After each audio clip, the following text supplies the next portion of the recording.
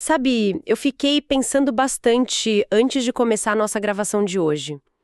O que acontece quando uma organização, especialmente uma organização que é baseada na fé e no trabalho voluntário, trata o seu próprio planejamento como, sei lá, um sótão bagunçado?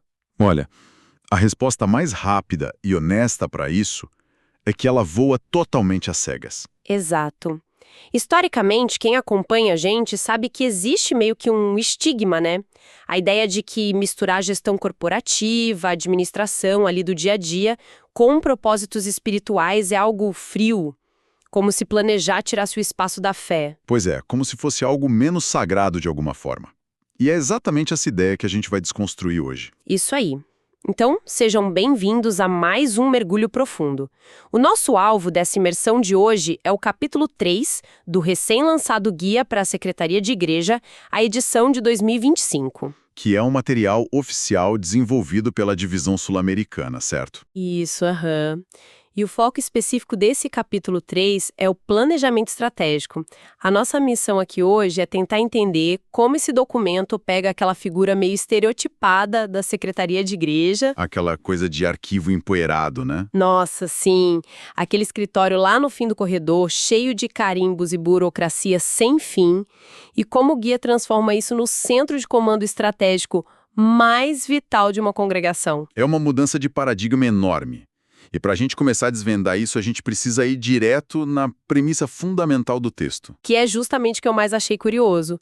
Eu tô pronta para entender como um guia de procedimentos consegue juntar a fluidez da fé com aquele rigor bem pragmático de uma empresa. Então, essa é a grande sacada do documento, sabe? E é o que torna a leitura muito instigante. O texto ele não tenta separar o que é espiritual do que é administrativo. Aham. Ele faz o contrário, ele funde as duas coisas partindo de uma base teológica muito profunda. O argumento central lá é que a nossa capacidade de olhar para o futuro, calcular riscos, traçar metas, isso não é uma invenção do capitalismo moderno. Não é um negócio que o mundo corporativo inventou. Exatamente. Na verdade, eles argumentam que isso é um reflexo direto da imagem divina no ser humano. O argumento é bem simples. O Criador não improvisa. Quando a gente olha para a biologia, para a física, a gente vê muita ordem, né? Com certeza, tem ordem e tem intenção nos ciclos do universo. Então, se o ser humano foi feito à imagem desse Criador, o ato de planejar acaba sendo um ato inerentemente espiritual, Caramba, isso é muito profundo. né? Na natureza, os animais reagem. Tipo, eles sentem frio, aí buscam abrigo. Sentem fome, caçam. Eles respondem a um ambiente de uma forma super instintiva. Só que nós, os seres humanos, a gente projeta. Exato. A gente desenha cenários na nossa mente que nem existem ainda. E aí constrói as pontes para chegar lá.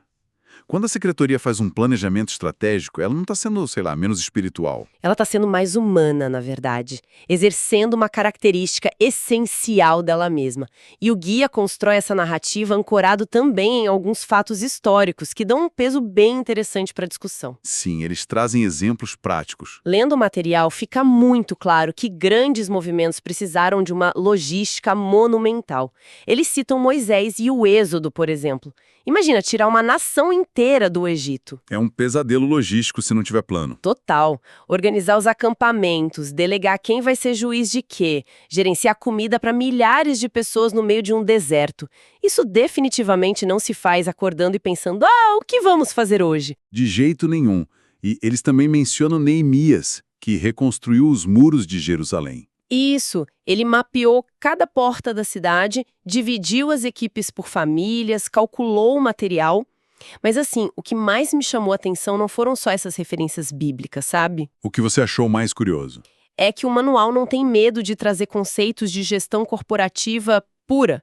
É até engraçado pensar nesses líderes antigos como estrategistas de negócios, porque isso me lembrou demais o Peter Drucker. Que é tipo o grande pai da administração moderna. Sim, e o guia cita o Drucker diretamente, não é? Cita sim. É uma ponte meio ousada, mas funciona super bem no texto. Eles colocam aquela frase célebre do Drucker, que diz que a melhor maneira de prever o futuro é criá-lo. Nossa, essa frase é muito boa. Demais. E o documento usa essa lente da administração para dar meio que um choque de realidade na liderança das congregações. A tese deles é que a omissão não é uma virtude. Como assim, omissão? Sabe aquela coisa de sentar, esperar passivamente e dizer, vamos deixar as coisas fluírem? O manual diz que isso é negligência estratégica. Ah, entendi. Deixar a vida me lesar não funciona. Exato. Sem uma direção definida pela liderança, qualquer caminho serve. E para uma organização que tem essa pretensão gigantesca de influenciar a sociedade e acolher muita gente, não tem intenção, é um risco gigante. Faz todo sentido. Especialmente porque a gente está falando de voluntariado, né? Sim, as pessoas estão ali doando o tempo delas. E se a gente pensar bem, eu até anotei uma analogia aqui. Tentar liderar um grupo assim, sem planejamento, é igualzinho você pegar o celular, abrir um aplicativo de GPS super avançado, ligar o carro, mas não colocar o destino final. Nossa, uma imagem perfeita. O aplicativo fica ali só mostrando um mapa andando sem rumo. Isso. O motorista pode ser super habilidoso, a pessoa que está dirigindo é ótima, o carro vai andar, vai virar direitinho nas esquinas, vai desviar de todos os buracos, vai parar no semáforo. Aham. Quem vê de fora pensa que está tudo sob controle. Mas no fim do dia, gastou combustível, gastou os pneus, exauriu os passageiros que estão ali dentro e o carro só rodou em círculos, ele não chegou em lugar nenhum. E rodar em círculos é a receita para o cansaço. Gastar energia sem ter um ponto de chegada claro é o maior inimigo de qualquer instituição que depende da boa vontade das pessoas. Sim. Se a pessoa sente que o esforço dela não está indo para lugar nenhum, ela desanima na hora. E é justamente para curar essa exaustão de viagem em círculos que o planejamento entra no jogo. Não como uma teoria chata para ficar numa apostila, mas como um mapa de verdade. O que já nos leva direto para o núcleo prático desse documento. A liderança na América do Sul definiu o que eles estão chamando de 4 prioridades estratégicas, não é isso? Exatamente. Elas funcionam literalmente como os 4 pontos cardeais dessa bússola que a gente está falando. Garantem que toda a energia do voluntário vá para a direção certa. E a ideia é que absolutamente tudo na secretaria, desde atender um telefonema rápido até gerar um relatório super complexo, precisa estar ancorado nessas 4 coisas. Mas eles têm os nomes muito específicos no guia. Eles definem como identidade, liderança, novas gerações e discipulado. Só que o detalhe que eu achei mais genial na formulação do texto é que eles não deixam isso só como palavras passivas num quadro de aviso, sabe? Eles dão um peso diferente para as palavras. Eles transformam os substantivos em verbos de ação coletiva. É muito legal. A identidade vira o verbo somos, a liderança vira formamos, as novas gerações viram integramos. E o discipulado acaba virando fazemos. Isso. Somos, formamos, integramos e fazemos. E olha, essa mudança gramatical, de tirar do substantivo e colocar num verbo de ação no plural, tem um efeito psicológico muito poderoso. Como assim? É que substantivo você pendura na parede e esquece. Tipo identidade. É bonito, você admira de longe e pronto. Fica lá na missão da empresa no saguão de entrada. Isso. Mas quando você diz somos, isso exige pertencimento imediato. O mesmo vale para a liderança. Liderança geralmente é um departamento ou uma pessoa lá em cima no organograma. É um cargo inatingível às vezes. Mas quando você fala formamos, isso obriga que eu, lá na minha mesa de secretário ou secretária, me envolva ativamente na capacitação de alguém. Essa estrutura gramatical empurra a responsabilidade de agir para a comunidade inteira. É uma cobrança indireta de atitude. Totalmente. E o manual ainda reforça essa necessidade de foco com mais uma visão cirúrgica do Peter Drucker. Mas Drucker, eles gostam mesmo dele no manual. Gostam muito. Ele diz que não há nada mais inútil do que fazer com grande eficiência algo que não deveria ser feito em primeiro lugar. Ah, essa frase até dói de ouvir, de tão realista que é. Dá um aperto, né? Fazer o errado, mas com perfeição. Nossa, é o clássico de ter aquelas planilhas lindamente formatadas, com gráficos maravilhosos, arquivos em ordem alfabética impecável, mas de uma tarefa que não serve para absolutamente nada no cenário maior. É o ápice da eficiência irrelevante. Exato. E aí a gente precisa dar um passo adiante na nossa análise aqui. Porque uma coisa é ter esses 4 verbos inspiradores bonitinhos na bússola. A teoria é linda. A prática é sempre mais caótica. Pois é. Outra coisa é a realidade ali de uma segunda-feira, à noite chuvosa, a equipe da secretaria lá lidando com um sistema que resolveu cair, as fichas de cadastro preenchidas com uma letra que ninguém consegue ler. Membro que mudou de casa e esqueceu de avisar. Isso. Como é que essa visão de alta gestão, de planejar o futuro com verbos no plural, desce para o famoso chão de fábrica? Como é que o documento organiza essa bagunça? É aí que o planejamento estratégico do guia mostra a força estrutural dele. O texto não deixa esses verbos flutuando no ar. Ele pega e organiza todo o trabalho da secretaria em 3 grandes áreas práticas. Quais são essas 3 áreas? A área administrativa, a área técnica e a área missionária. E cada uma delas carrega a responsabilidade de fazer aquelas prioridades acontecerem. Legal. Vamos por partes, então. Começando pela área administrativa. Perfeito. A principal prioridade que está ligada na área administrativa é a liderança, ou seja, o verbo formamos. Espera aí. Formar líderes através de administração. Historicamente, a administração, ali dos dados, era vista só como um arquivo morto, né? É, aquela ideia de que era só guardar papel. Mas o manual propõe uma virada. O objetivo central dessa área agora é gerar inteligência pura para capacitar quem está liderando a congregação. Gerar inteligência de que forma na prática? Como que um arquivo deixa de ser morto e vira um negócio inteligente assim? Eles fazem isso em 2 frentes. A primeira é o desenvolvimento humano direto mesmo. Eles criam uma rede de líderes oferecendo capacitação, mentoria e aplicam o que eles chamam de plano de excelência da secretaria. Ah, então rola um ensino de melhores práticas de gestão. Isso mesmo, mas a segunda frente é onde a mágica dos dados acontece de verdade no dia a dia. É a coleta cirúrgica e o tratamento das informações. Eles usam uma plataforma global chamada AGCMS. É o Sistema Adventista de Gestão de Igrejas, não é? Exato. O trabalho profundo da equipe da secretaria lá não é mais só ficar digitando o nome numa tela. É fazer uma auditoria constante da realidade. Eles precisam rastrear e limpar todos os cadastros duplicados, por exemplo. Limpar a duplicidade parece bobeira, mas é fundamental. E também registrar os batismos na hora que acontecem, para que o novo membro já apareça no sistema global. E precisam processar as transferências de uma igreja para outra com muita agilidade. Olha, a gente precisa pausar nessa questão dos cadastros duplicados e desse rastreamento. Quem está de fora ouvindo a gente agora pode achar que é um preciosismo bobo de sistema de TI. E tá longe de ser bobo, né? Muito longe. Imagina esse cenário. Um membro frequenta lá uma congregação numa capital enorme. Meses depois, a pessoa arranja um emprego bacana no interior, muda para lá e começa a frequentar a nova igrejinha da cidade. Cenário super comum. Muito.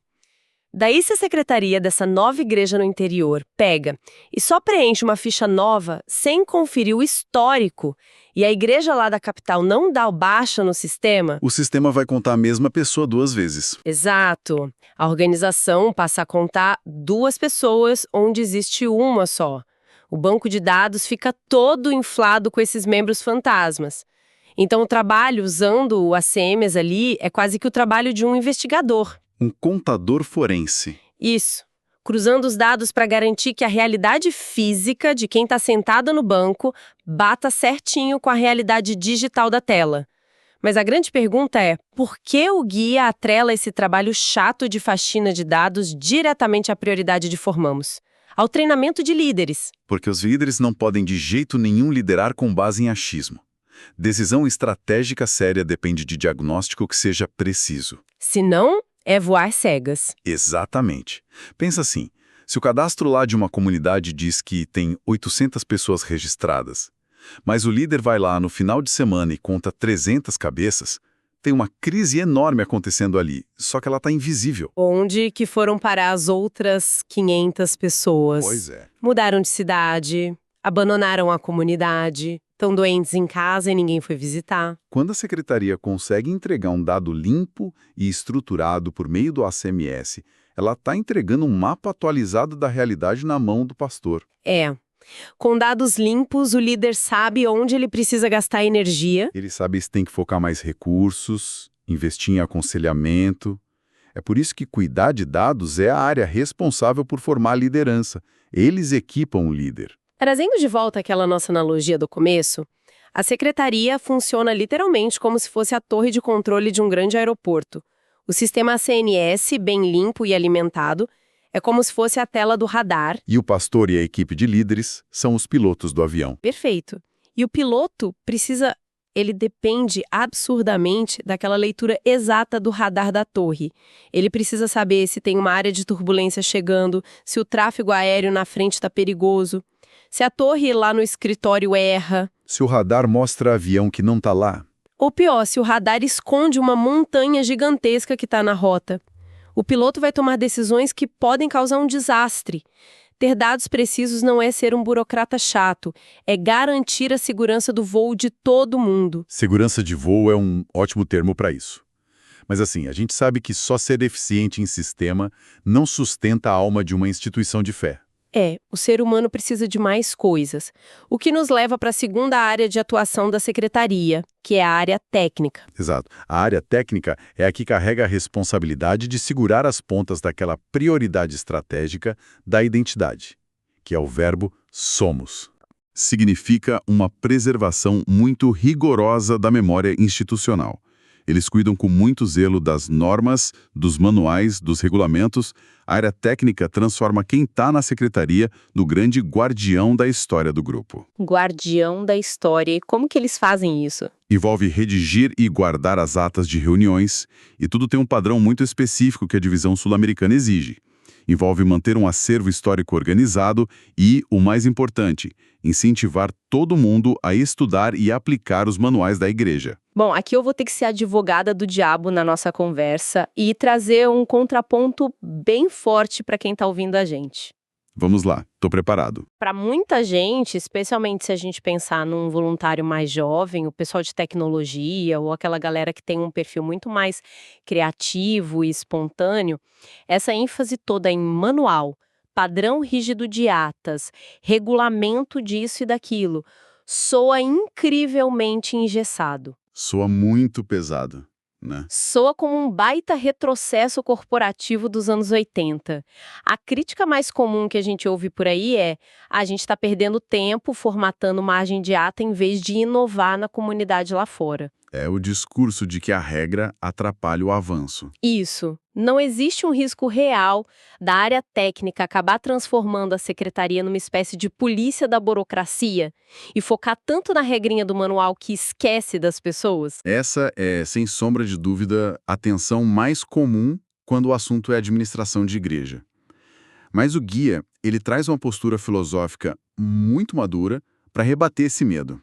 O argumento deles é que os regulamentos não foram criados para aprisionar o movimento. E foram criados para quê, então? Eles existem justamente para preservar a essência enquanto a igreja cresce em alta velocidade.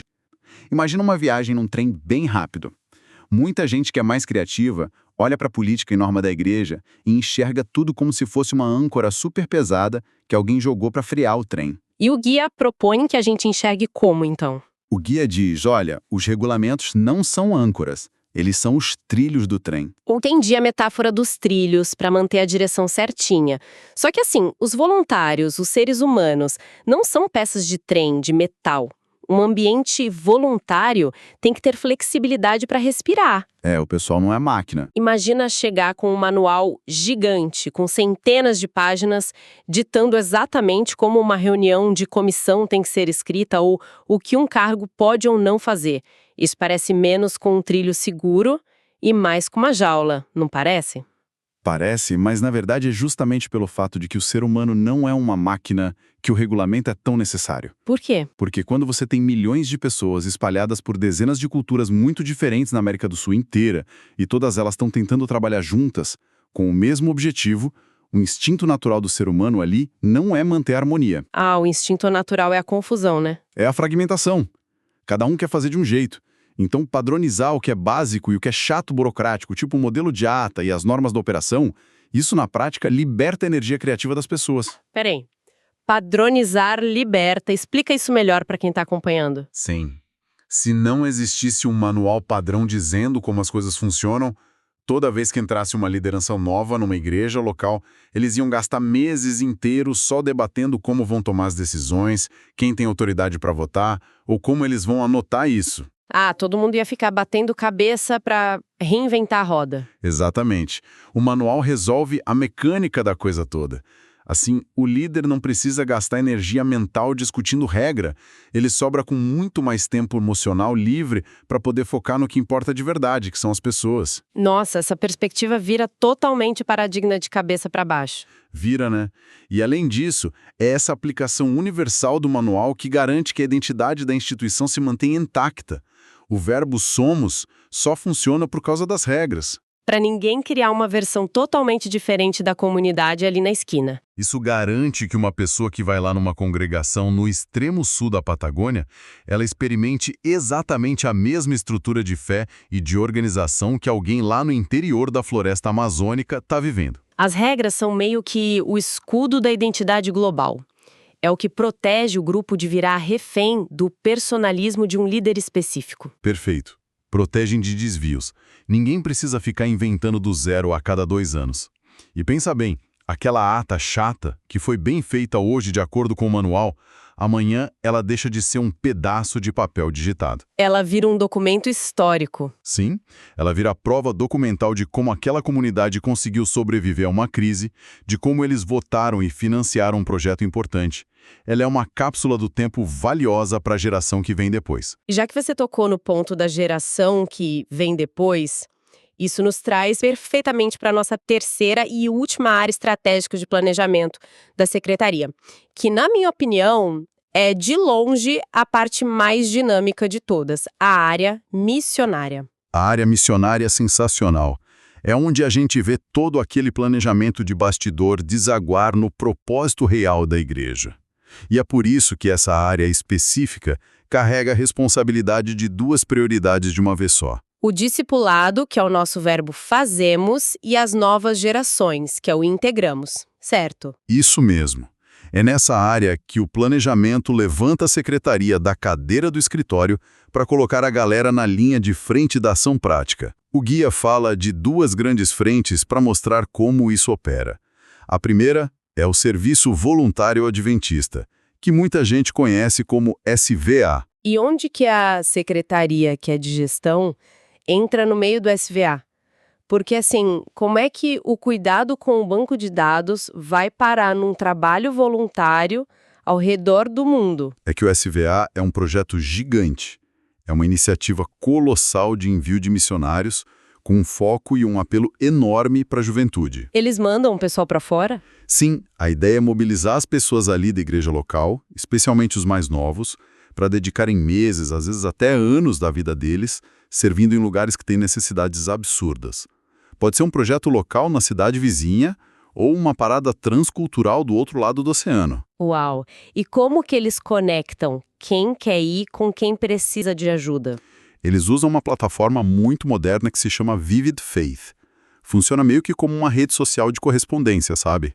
Fazendo match entre uma necessidade do outro lado do mundo e o talento de alguém aqui. Tipo, uma escola lá no Oriente Médio precisa de alguém para ensinar inglês, mas não tem dinheiro para pagar.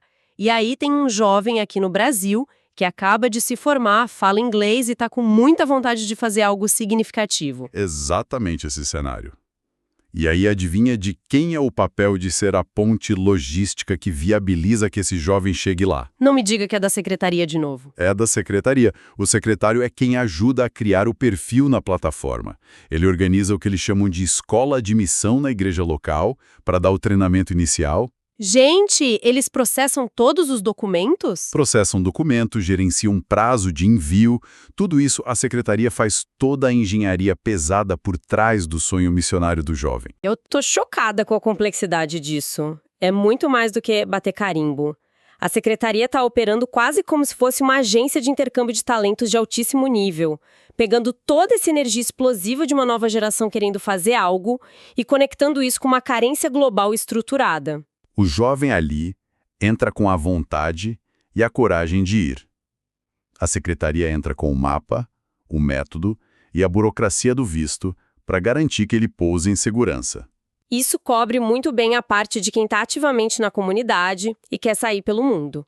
Mas e aquelas pessoas que um dia já estiveram nos bancos da igreja, que já tiveram ali no radar do sistema, mas se perderam pelo caminho?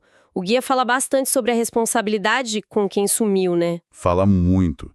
E essa é a nossa segunda grande frente missionária. Eles chamam de evangelismo reencontro.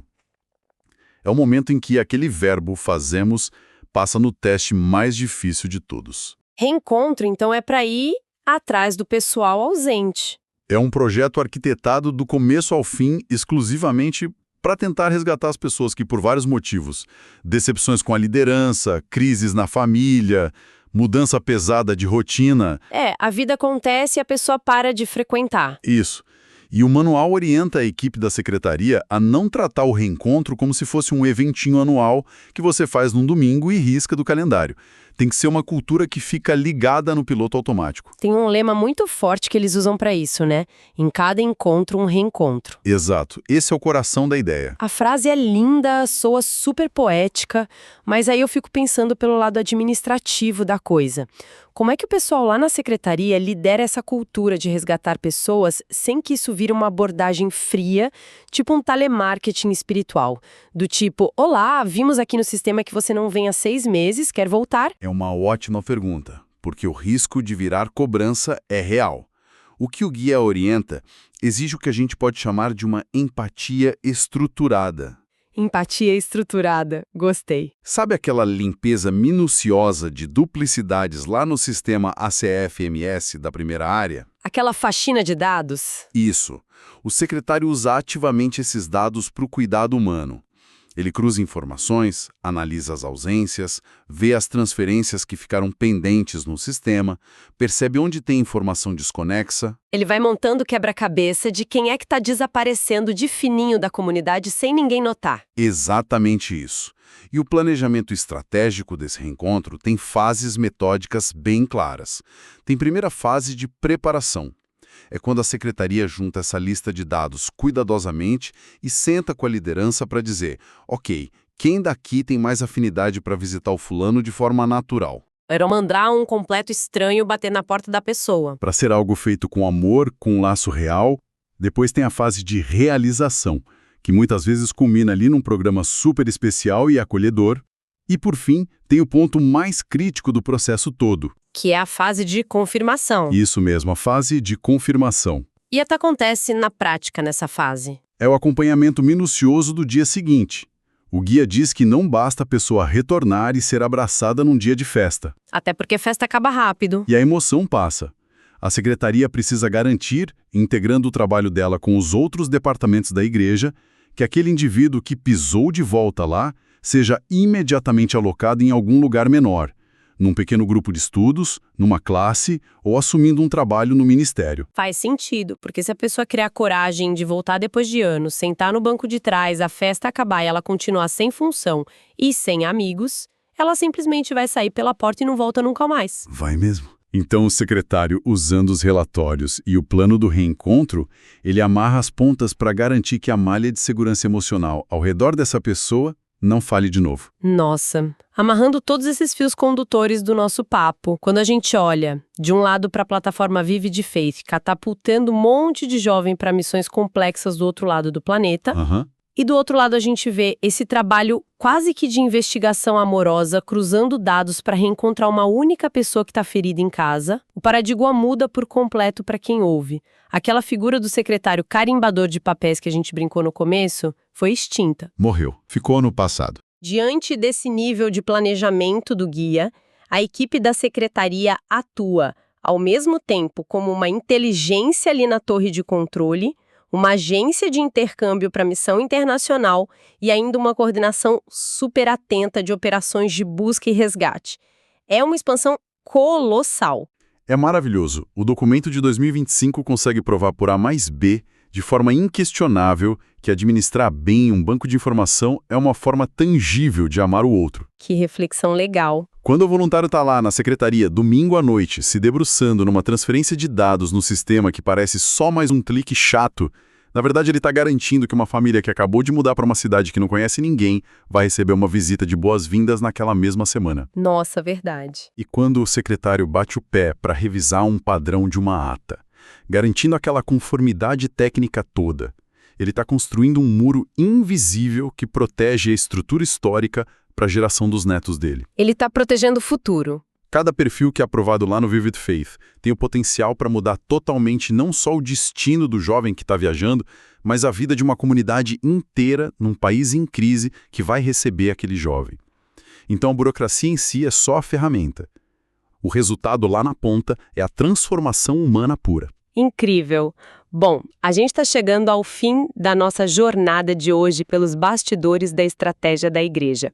A gente começou lá atrás com aquela provocação de que planejar não é falta de fé, mas sim o reflexo de um criador organizado que colocou ordem no universo todo. E o Guia para a Secretaria traduz tudo isso de uma forma muito pragmática para a rotina. Exato. Pelas prioridades da identidade, liderança, novas gerações e discipulado. O trabalho que parecia monótono ganha um propósito gigante. Limpar banco de dados ajuda a formar líder, ser rigoroso com regras mantém viva a memória do grupo inteiro e colocar energia no reencontro e nas missões globais prova que existe um compromisso com as novas gerações. A secretaria definitivamente deixou de ser só uma salinha de retaguarda para empilhar relatório. Hoje ela é a espinha dorsal não só analítica, mas também tática de toda a congregação. Quem está ouvindo a gente e que talvez atue na área ou conheça alguém, já está enxergando esse trabalho com outros olhos, com certeza. Sem dúvida. Foi uma revolução para mim ler sobre essa forma de enxergar a gestão.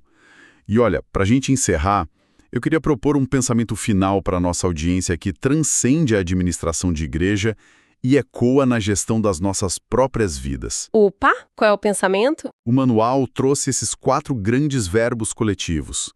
Somos, formamos, integramos e fazemos. A reflexão que fica para todo mundo que acompanhou até aqui é a seguinte: quais são os verbos estratégicos que estão guiando as decisões mais difíceis da nossa própria rotina? Uau! Pensa bem, lá na sua vida pessoal, no jeito que você desenvolve a sua carreira, ou até na convivência com a sua família debaixo do mesmo teto. A gente está só administrando a nossa rotina com muita eficiência, tipo girando o volante super bem, mas num carro sem destino? Ou será que existe um investimento consciente do nosso tempo em algo que tem um horizonte claro? Nossa, que soco no estômago necessário! É uma provocação excelente para a gente avaliar o nosso próprio painel de controle interno. Porque, como a gente falou no começo, se fomos feitos à imagem de um criador que estrutura todo o cosmo com precisão, o futuro não pode ser só um evento acidental que atropela a gente, né? Exato, não pode ser um tropeço. Tem que ser uma realidade que a gente desenha e constrói com muita intenção, com um propósito real. Bom, eu queria agradecer imensamente a companhia de todo o pessoal que ficou com a gente nessa investigação, super detalhada. Foi um papo excelente, valeu muito a pena. Fica aí então um super convite para todo mundo refletir sobre os verbos de ação que estão conduzindo a rotina diária. Continuem sempre questionando, continuem aprendendo e busquem ter intencionalidade nas pequenas coisas. Um abraço bem grande de nós dois e a gente se vê na nossa próxima imersão. Até mais!